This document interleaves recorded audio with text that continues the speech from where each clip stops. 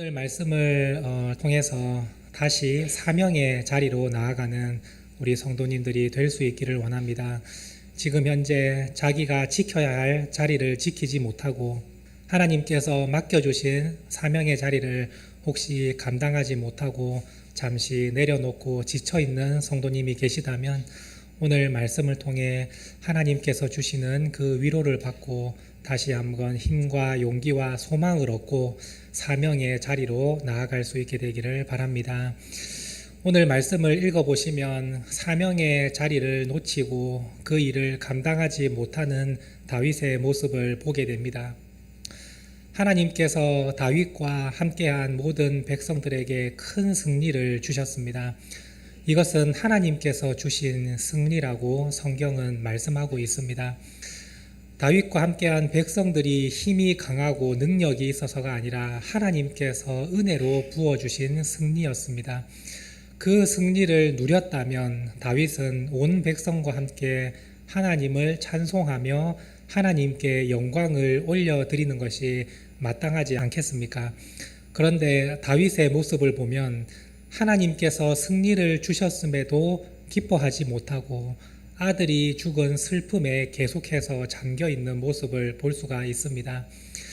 군사들이 목숨을 걸고 전쟁터에 나가 돌아올 때 왕이라면 마땅히 그 백성들을 위로하고 또 수고했다고 칭찬하고 이 승리를 주신 하나님을 바라보며 예배드리는 그 역할을 해줘야 되는 것이 왕의 사명의 자리입니다. 근데 그 자리를 감당하지 못하고 혼자 집에 들어가서 아들이 죽었다고 가슴을 치며 통곡하고 슬퍼하는 모습을 볼 수가 있습니다. 사실 다윗의 이 모습은 분명히 잘못된 모습입니다. 하나님 보시기에도 잘못된 것이고 누가 봐도 사명의 자리를 지키지 못하고 왕의 직무를 감당하지 못하는 잘못된 행동입니다.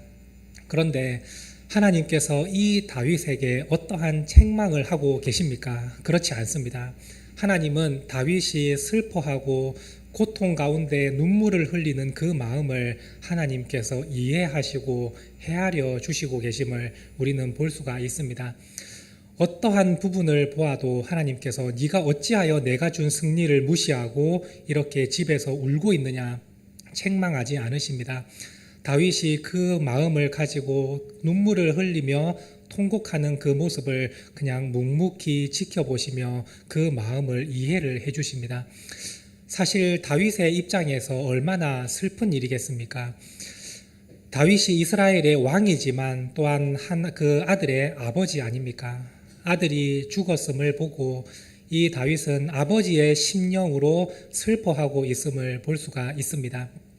그리고 또 한 가지, 그 아들이 죽은 것은 다윗의 온전한 죄 때문에, 자기의 죄 때문에 지금 이렇게 되었다는 것을 알기 때문에 다윗은 더욱더 슬퍼하고 있는 것입니다. 또 아들이 살아 돌아오면 내가 진짜 해주고 싶은 말이 있었고 이 아들을 하나님께로 이끌고자 하는 마음이 있었음에도 불구하고 아들이 죽어서 더 이상 내가 하고 싶은 말을 하지 못하는 그 상황 가운데 슬퍼하며 통곡하는 모습을 하나님께서 헤아려 주고 계신다는 것입니다. 우리가 사명의 자리를 감당하지 못하고 마음이 무너지고 영혼의 상처를 입고 실족하여 있을 때 하나님께서는 우리를 책망하시며 매를 드시고 네가 어찌하여 내가 맡겨준 자리를 감당하지 않느냐고 다그치시는 하나님이 아니십니다.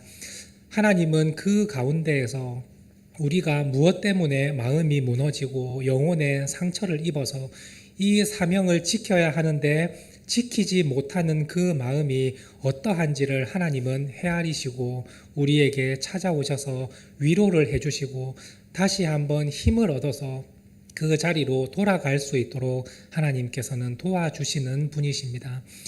우리가 어렵고 힘든 가운데 있을 때에 우리 하나님은 야단치시는 하나님이 아니라 따뜻한 심령으로 안아주시는 하나님이십니다. 예수님께서 제자들을 대하는 모습을 한번 생각을 해보십시오. 예수님께서 3년 동안 함께 데리고 다니시며 말씀을 가르치시고 여러 가지 기적들도 보여주셨습니다. 그런데 예수님께서 십자가를 짊어지실 때 제자들은 다 뿔뿔이 예수님을 버리고 도망갔습니다. 주님 앞에서 저는 절대 예수님을 버리지 않겠다고 호언장담했던 사람들도 다 예수님을 버리고 모른다고 부인하며 떠나가 버렸습니다. 그런데 예수님은 그렇게 행한 제자들을 찾아오셔서 책망을 하셨습니까? 너희가 어찌하여 네 말도 지키지 못하고 나를 버리지 않는다고 말했는데 어떻게 나를 버릴 수가 있느냐? 내가 3년 동안 너희를 그렇게 가르치고 기적을 보여줬는데 어떻게 이렇게 하루아침에 그 믿음을 버리고 도망갈 수 있느냐? 예수님은 이렇게 책망하지 않으셨습니다. 오히려 제자들을 찾아가시고 두려워 떨고 있는 그 마음을 헤아려 주시고 그들에게 평강을 전해 주셨습니다. 그런데 그 자리에 있지 않은 도마라는 제자는 예수님을 내가 직접 눈으로 보지 않는 다음에나 믿지 않겠다고 말하기까지 합니다. 그러면 예수님께서 오셔서 책망을 하시고 뭐라 하셔야 되는데 그게 아니라 다시 찾아오셔서 손을 내밀어 주시고 네가 직접 눈으로 보고 믿음을 가진 자가 되라고 말씀하시며 그 제자를 세워주셨습니다. 그렇게 하셨음에도 불구하고 제자들이 그때 믿음을 지키며 이제는 우리가 예수님을 위해 살겠다고 결단을 했습니까? 그렇지 않습니다. 제자들은 또다시 자기의 삶의 현장으로 뿔뿔이 흩어집니다. 대부분의 제자들은 어부였지 않습니까? 어부의 생활로 돌아가 버립니다. 갈릴리 바다에서 그물을 던지면서 다시 그냥 고기나 잡아야겠다 이러한 마음으로 살아갑니다. 그때 예수님께서 제자들에게 다시 한번 나타나셔서 제자들이 헛된 수고를 하고 있는 모습을 보시고 너희에게 잡은 것이 있느냐 물어보시며 배 오른편에 그물을 던지라 말씀하시면서 예수님의 능력을 다시 한번 제자들에게 직접 보여주셨습니다. 그리고 육지로 나오는 제자들을 주님께서 맞이하시며 숯불에 피운 생선과 떡을 준비하여 주시고 제자들에게 아침 식사로 먹이시면서 그들의 마음을 다시 한번 세워주셨던 분이 우리 예수님이십니다. 네가 나를 사랑하느냐 베드로에게 물으시고 또한 제자들에게 베드로를 중심으로 해서 다시 한번 믿음을 세워주십니다. 네가 나를 사랑한다면 내 양들을 먹이라 말씀하시면서 예수님은 제자들에게 실망과 책망을 하시는 것이 아니라 오히려 부드럽게 위로를 하시고 다시 한번 제자의 사명의 자리로 돌아올 수 있도록 우리 주님께서는 일으켜 세워주셨습니다. 그때서야 제자들은 주님의 마음을 깨닫고 다시 한번 사명의 자리로 나아가며 죽기까지 헌신하며 주를 위하여 살아갔던 제자들의 모습을 볼 수가 있습니다. 우리 주님은 이와 같이 우리들을 위로하시고 우리가 다시 한번 사명의 자리로 돌아올 수 있도록 우리를 일으켜 세워주십니다. 교회 안에서 성도들 간에 마음이 무너지고 상처를 입어서 해야 될 자리가 있음에도 불구하고 그 자리를 감당하지 못하는 그 성도들을 우리 주님은 지금 이 시간 위로하시고 다시 한번 일으켜 세워주시기를 원하고 계십니다. 또한 가정의 문제로 인해서 그 가정을 지켜야 하는데 지키지 못하는 그러한 삶이 있다면 주님께서 오셔서 다시 한번 위로하시고 그 자리로 돌아가서 가정을 지킬 수 있도록 주님께서는 도와주십니다. 물질의 어려움과 세상의 문제들과 여러 가지 어려운 가운데에 있어서 지켜야 할 사명을 놓쳐버린 그 성도를 오늘 우리 주님은 찾아가셔서 위로해 주시고 다시 일으켜 세워주시기를 원하고 계신다는 사실을 여러분들이 믿으시고 그 위로를 받고 다시 한번 일어서는 우리 성도들이 될 수 있기를 바랍니다. 다윗이 현재 지금 왕의 직무를 제대로 감당하지 못하고 있을 때에 요압이라는 이 군대 장관이 다윗에게 불만을 품고 찾아갑니다.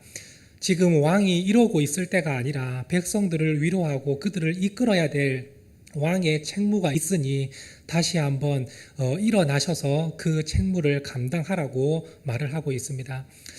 요압은 사실 넘지 말아야 될 선을 넘어서 다윗에게 충고를 하고 있습니다. 사실 이 정도로 얘기를 한다면 다윗이 화를 내도 괜찮고 그 요압을 아주 호되게 혼내고 아니면 처형을 해도 사실 괜찮을 정도로 요압은 너무 심하게 충고를 하고 있습니다. 그런데 다윗은 그러한 말을 하는 의미를 생각하지 않고 지금 내가 이 말을 듣고 어떻게 해야 되는지를 먼저 생각을 하고 있습니다. 자신의 삶을 되돌아보며 내가 잘못한 것이 무엇인지를 깨닫고 그가 하는 말이 하나님의 말씀으로 받고 다시 한번 사명의 자리로 돌아가는 것을 볼 수가 있습니다. 오늘 말씀 8절 말씀입니다. 함께 읽겠습니다.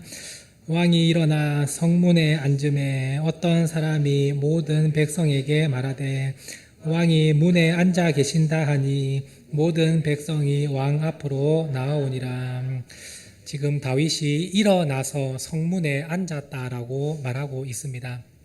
다윗이 여기서 일어났다라는 단어의 히브리어 원어는 쿰이라는 단어입니다. 우리가 너무나도 잘 알고 있는 단어입니다. 예수님께서 죽은 그 어린 소녀를 일으켜 세우실 때 달리다 쿰 이렇게 말씀하실 때 일어나라 라고 말씀하시지 않았습니까?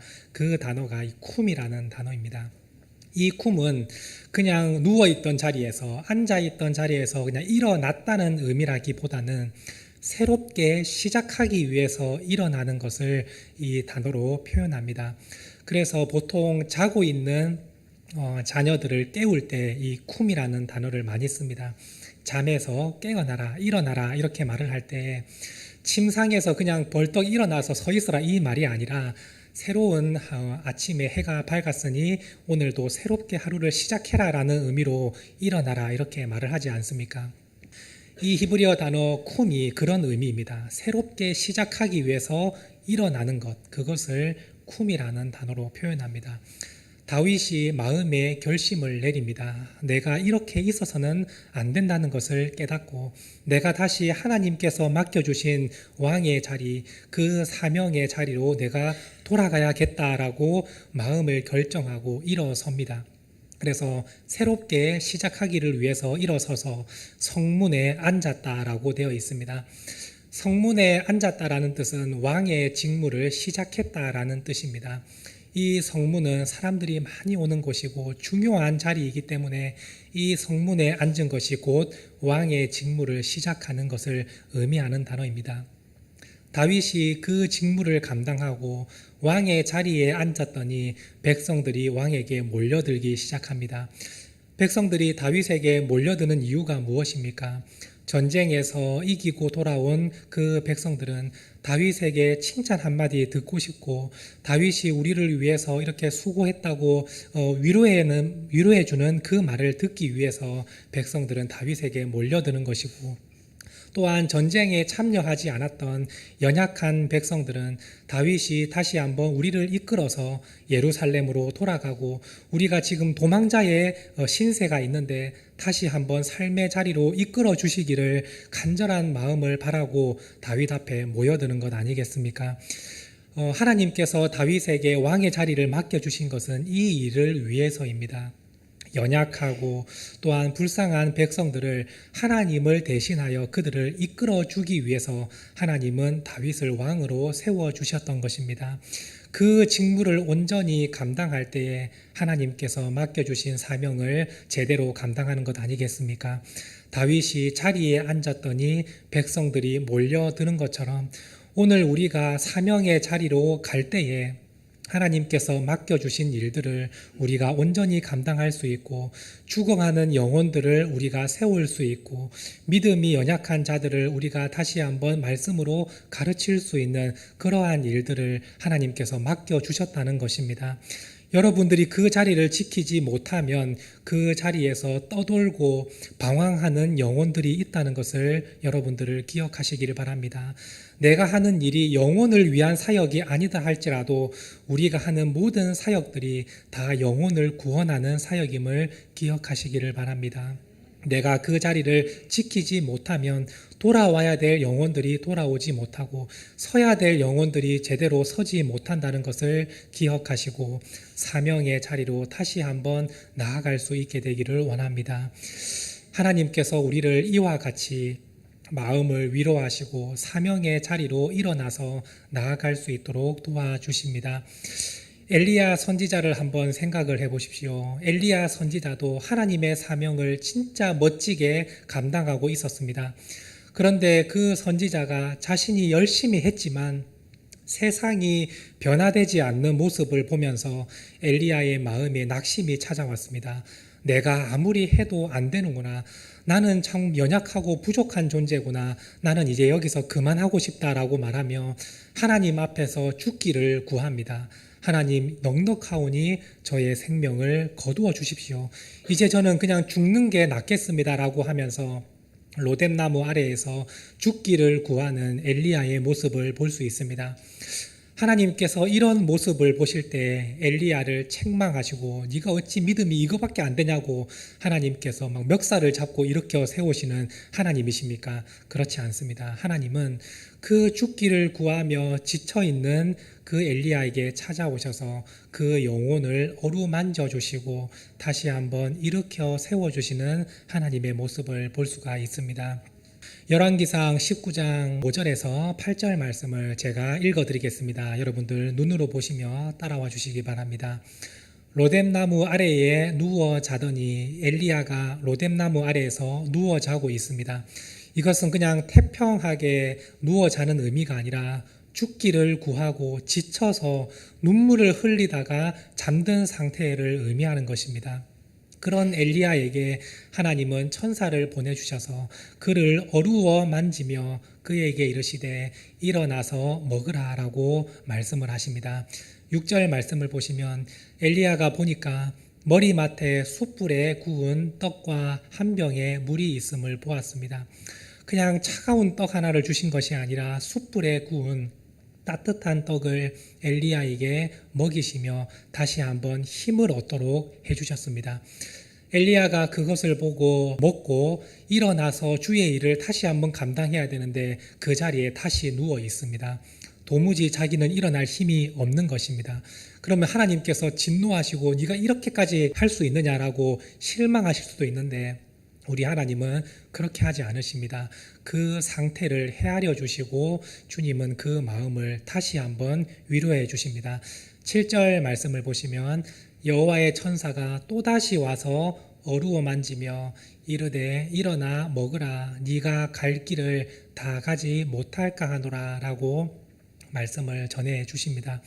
하나님께서 엘리야에게 다시 한번 그 영혼을 어루만져 주시고 그가 입었던 모든 상처와 낙심된 마음을 주님께서 다 치유하여 주시며 먹을 것을 공급해 주시고 다시 한번 네가 사명의 길을 가기를 원한다라고 말씀해 주십니다.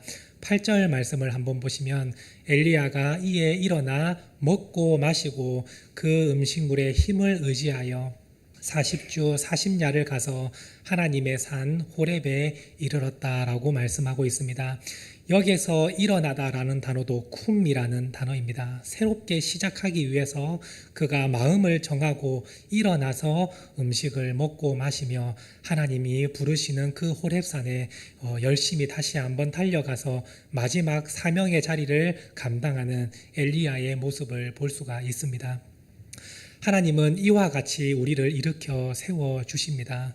오늘 여러분들의 지쳐있는 심령 또한 여러 가지 문제로 인해서 낙심한 그 마음을 주님께서 계속해서 어루만지시며 이제는 일어나서 마지막 사명을 감당하기를 바란다. 사명의 자리로 다시 돌아오기를 바란다라고 우리 주님은 여러분들에게 말씀하고 계시고 계속해서 힘과 먹을 것과 여러 가지 상황을 공급해 주시면서 여러분들이 삶의 자리에서 사명을 감당하기를 우리 주님은 바라고 계십니다. 여러분들이 오늘 이 말씀을 통해서 온전히 다시 한번 일어날 수 있게 되기를 원합니다. 하나님은 여러분들의 그 지쳐있는 마음과 낙심한 마음을 헤아려 주십니다. 그런데 중요한 것은 여러분들이 영원히 그 자리에서 머물면서 그냥 쓰러져 있기를 하나님은 원하지 않으십니다. 다시 한번 일으켜서 세워주심으로 하나님의 놀라우신 일들을 감당할 수 있도록 우리 주님께서는 원하고 계신다는 것을 기억하시고 오늘 우리가 낙심되어 있다면 이 시간 마음을 정하시고 일어나서 주님께로 나아오시기를 원합니다. 그리고 하나님께서 맡겨주신 그 모든 사명들을 여러분들이 주님 주시는 힘으로 다 이루어낼 수 있기를 원합니다. 이것을 하나님께서 원하신다는 사실을 기억하시고 다윗처럼 일어나서 자기의 자리에 앉아서 그의 직무를 온전히 감당하는 하나님의 성도님들이 될 수 있기를 간절히 바랍니다. 오늘 말씀을 통해서 우리 한 가지 더 주시는 말씀을 묵상해 보고자 합니다. 요압의 모습을 통해서 오늘 우리도 혹시 하나님 앞에서 이러한 잘못이 있지는 않은지 다시 한번 되돌아볼 수 있게 되기를 원합니다. 요압이 다윗에게 찾아가서 어떻게 이럴 수 있느냐라고 따지며 물을 때에 요압의 마음에는 이러한 마음이 있습니다. 우리가 고생하고 나와 내 신하들이 힘들게 이렇게 승리를 얻어냈는데 어찌 왕이 우리에게 이러한 대접을 할 수 있습니까? 라고 말하는 모습을 볼 수가 있습니다. 그런데 성경에서 오늘 이 주신 승리는 하나님이 주신 것이라고 계속해서 말씀하고 있습니다. 칼에 죽은 자보다 수풀에 죽은 자가 더 많았더라라는 의미가 하나님께서 보이지 않는 손으로 그들을 도우셨다라는 뜻이고, 또한 2절 말씀을 보시면 2절 말씀 중간에 그날의 승리가 모든 백성에게 슬픔이 되었다 말하는데, 그날의 이 승리라는 단어의 의미가 하나님께서 주셨다는 이 승리를 의미하는 단어입니다. 그런데 요압이 우리가 승리하고 우리가 이겼다라고 말을 할 때에는 그 단어가 히브리 원어 완전히 다른 단어를 사용합니다. 5절 말씀 보시면 이렇게 되어 있습니다. 요압이 집에 들어가서 왕께 말씀드리되 왕께서 오늘 왕의 생명과 왕의 자녀의 생명과 처첩과 비빈들의 생명을 구원한 모든 부하들의 얼굴을 부끄럽게 하셨다, 이렇게 말하고 있습니다. 지금 나와 우리 신하들이 왕과 왕의 자녀들과 왕의 가족들을 우리가 구원을 해냈다라고 말을 합니다. 여기서 구원하다라는 단어가 말라크라는 단어인데, 성경에서 주로 사람의 손으로 이끌어낼 때, 사람의 손으로 할 때에 사용되는 단어가 이 말라크입니다. 그래서 지금 요압은 말하고 있습니다. 우리가 우리 손으로 왕의 생명을 구원해 냈는데 우리에게 어떻게 이렇게 행할 수가 있습니까? 지금 이렇게 따지고 있는 것입니다.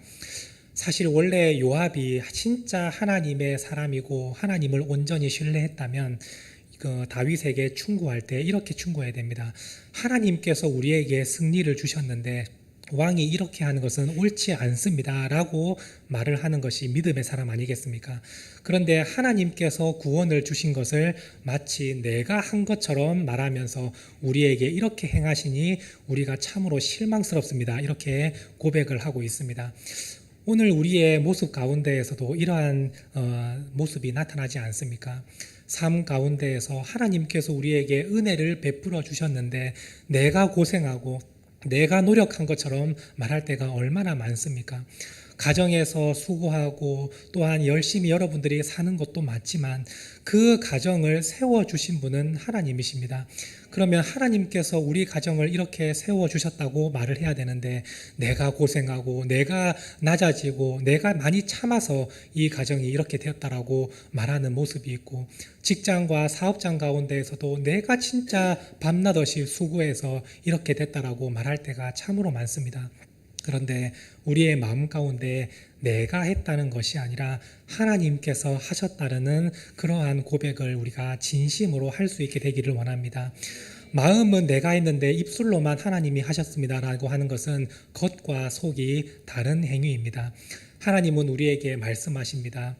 내 앞에서 완전하라라고 말씀하실 때 이 완전하다라는 의미가 겉과 속의 일치를 의미하는 것입니다.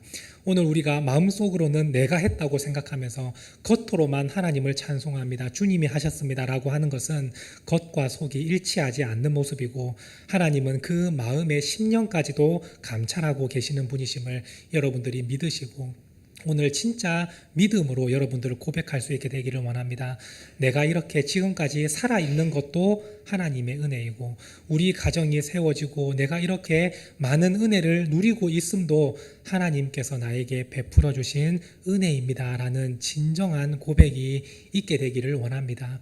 그래서 요압과 같이 이러한 행동을 하지 아니하고 하나님 보시기에 믿음의 고백을 하는 우리 모든 성도님이 될 수 있기를 바라며, 다윗과 같이 하나님 앞에서 결단하고 사명의 자리로 나아가서 끝까지 주님을 위해서 수고하고 헌신함으로 하나님께 큰 칭찬을 받는 우리 모든 성도님들이 되시기를 간절히 바랍니다.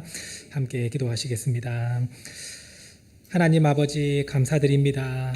오늘도 우리에게 거룩한 주일을 허락하여 주시고 주님의 자리에 나와서 함께 예배드리며 은혜를 나눌 수 있게 하심에 감사를 드립니다. 오늘 말씀을 생각하면서 하나님, 우리가 사명의 자리를 다시 한번 감당하는 믿음의 성도들이 될 수 있도록 도와주시옵소서.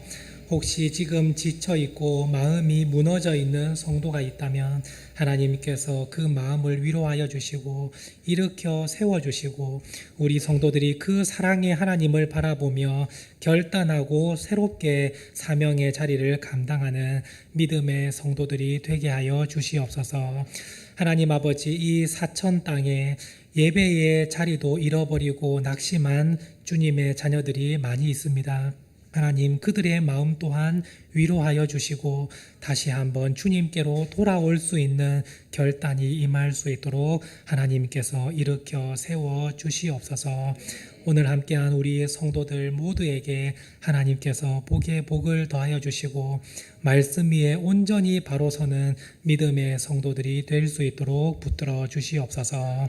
감사드리며 예수님의 이름으로 간절히 기도드립니다. 아멘.